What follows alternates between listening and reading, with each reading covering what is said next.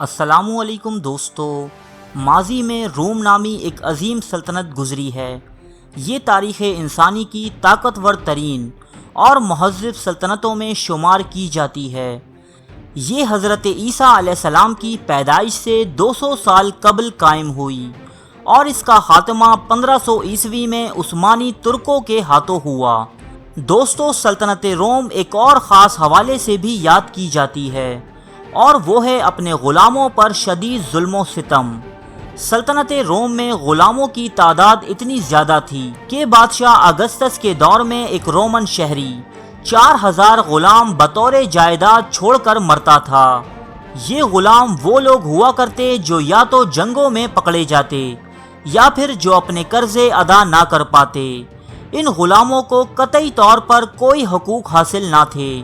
انہیں معمولی غلطیوں پر بھی موت کی سزا دی جا سکتی تھی۔ اتنی بڑی تعداد میں موجود غلاموں کو قابو میں رکھنے کے لیے انہیں ہمیشہ کے لیے ہتھکڑیاں اور بیڑیاں پہنا دی جاتیں جو وہ سوتے وقت بھی نہیں اتار سکتے تھے۔ آقاؤں کی تفریح کے لیے غلاموں کو ایک دوسرے سے یا پھر وحشی درندوں سے لڑایا جاتا اور یہ کھیل کسی ایک کی موت پر ختم ہوتا۔ ایسے غلاموں کو گلیڈیٹر کہا جاتا۔ یہ غلامی اس قدر خوفناک تھی کہ جب رومی افواج سے برسرے پیکار لوگوں کو اپنی شکست کا یقین ہو جاتا تو وہ اجتماعی خودکشی کر لیا کرتے، جبکہ اس غلامی سے فرار ممکن نہ تھا، کیونکہ انہیں پکڑنے کی خاطر رومیوں نے ایک زبردست فورس تشکیل دے رکھی تھی جو شکاری جانوروں کی مدد سے انہیں ڈھونڈ نکالتی۔ بعد ازاں ان پر شدید تشدد کیا جاتا۔ صرف موت ہی اس قید سے رہائی کی ایک صورت تھی۔ ان حالات میں ایک ایسا غلام ظاہر ہوا کہ جس نے سلطنت روما کی بنیادیں ہلا کر رکھ دیں۔ اس کا نام اسپارٹکس تھا۔ وہ اپنی بے مثال قائدانہ صلاحیتوں اور رحم دلی کے سبب آج بھی دنیا کے بہترین لیڈروں میں شمار کیا جاتا ہے۔ یہ ذکر ہے حضرت عیسیٰ علیہ السلام سے 71 سال پہلے کا کہ جب سلطنت روما ایشیا اور یورپ کی سب سے بڑی طاقت بن چکی تھی۔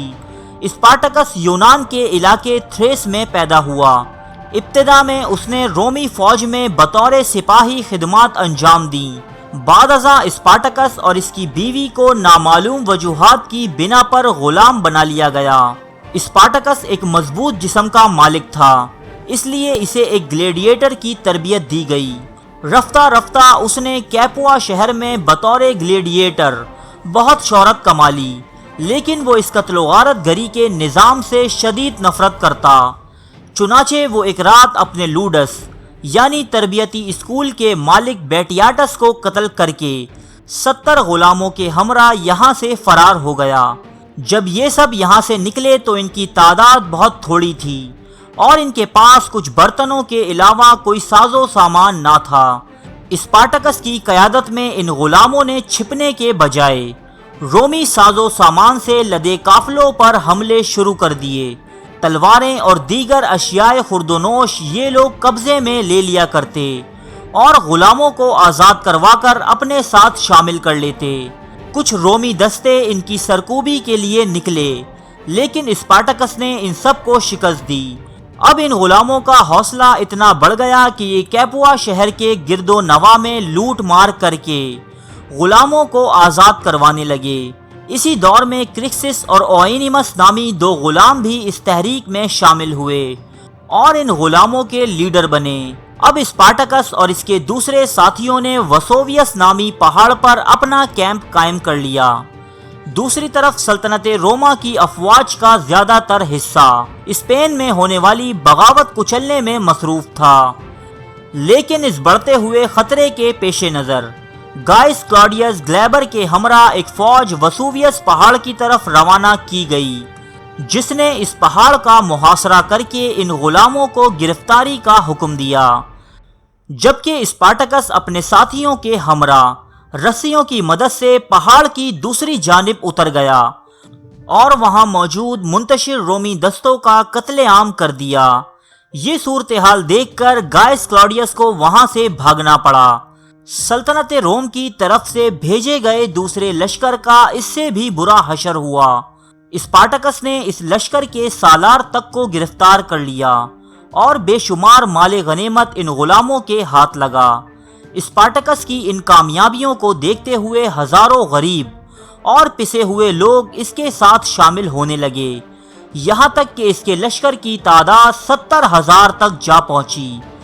اب اسپارٹکس نے اس لشکر کو 2 حصوں میں تقسیم کر کے اسے فوجی تربیت دینی شروع کی، جبکہ رومیوں کی طرف سے 2 مزید لشکر باغیوں کی سرکوبی کے لیے بھیجے گئے، جنہوں نے پہلے تو کرکسس نامی غلام کے فوجی دستے کو شکست دی، بعد ازاں اسپارٹکس کے ہاتھوں عبرتناک شکست کا شکار ہوئے۔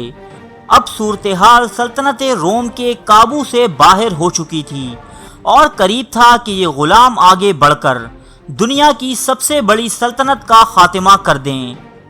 ایسے میں روم کے سب سے طاقتور آدمی مارکس لائکینیس کرسس نے آگے بڑھ کر غلاموں کی سرکوبی کی ذمہ داری قبول کی۔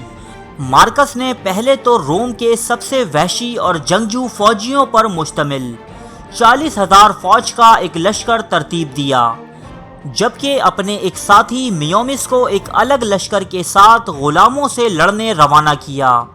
جب یہ لشکر اسپارٹکس سے لڑائی میں مصروف تھا، ایسے میں مارکس نے باغیوں پر پیچھے سے حملہ کیا اور انہیں دھکیلتا ہوا اٹلی کے علاقے ریگم تک لے گیا۔ اس جنگ میں اسپارٹکس کا بہت نقصان ہو چکا تھا، چنانچہ اس نے بحری قزاقوں سے ایک خاص دولت کے عوض اسے اور اس کے ساتھیوں کو سسلی کے ساحل پر اتارنے کا سودا کیا، لیکن بحری قزاقوں نے اسپارٹکس اور اس کے ساتھیوں کو دھوکہ دیا اور دولت لے کر فرار ہو گئے، جبکہ دوسری طرف روم کے وہ دستے جو اسپین کی بغاوت کچلنے میں مصروف تھے واپس آ کر مارکس کی فوج سے مل گئے۔ اب اسپارٹکس کے پاس صرف 2 ہی راستے تھے، یا تو پھر سے غلامی کا طوق اپنے گلے میں ڈال لینا یا پھر مر کر اس لعنت سے چھٹکارا پا لینا۔ غلاموں کی اس فوج نے اس لعنت سے چھٹکارے کی خاطر لڑنے کا فیصلہ کیا اور اپنی آخری سانس تک روم کے اس لشکر جرار کا مقابلہ کیا۔ غلاموں کی اکثریت اس جنگ میں ماری گئی کہ جسے تاریخ میں تھرڈ سروائل وار کے نام سے یاد کیا جاتا ہے، جبکہ زندہ بچ جانے والے غلاموں کو نشان عبرت بنانے کی خاطر سلطنت روم نے کیپوا اور روم کی درمیانی سڑک پر لائن سے سلیبوں پر لٹکا دیا۔ یہ تاریخ انسانی کا ایک شفاق ترین سلوک تھا کہ جو ایک فاتح نے ایک مفتو سے کیا۔ کہتے ہیں کہ اسپارٹکس اس جنگ میں مارا گیا تھا، لیکن اس کی لاش کبھی دریافت نہ ہو سکی۔ آج بھی جہاں غلامی اور اس کے خاتمے کا ذکر ہوتا ہے، اسپارٹکس کا نام اور اس کی کوششیں سر فہرست ہوتی ہیں۔ ارے فرینڈز، 1 منٹ، آپ ایسے ہی جا رہے ہیں؟ اتنی محنت سے ویڈیو بنائی ہے، ایک لائک تو بنتا ہے نا؟ اور دوسرا یہ کہ آپ ہمیں اتنی بڑی دنیا میں دوبارہ کیسے ڈھونڈیں گے؟ تو اس کا حل یہ ہے کہ آپ ہمارے چینل کو سبسکرائب کر لیجئے اور اس بیل کے آئیکن کو کلک کر دیجئے۔ اس طرح ہمارے آنے والی تمام ویڈیوز آپ تک پہنچتی رہیں گی۔ ارے ڈریے مت، یہ بالکل فری ہے۔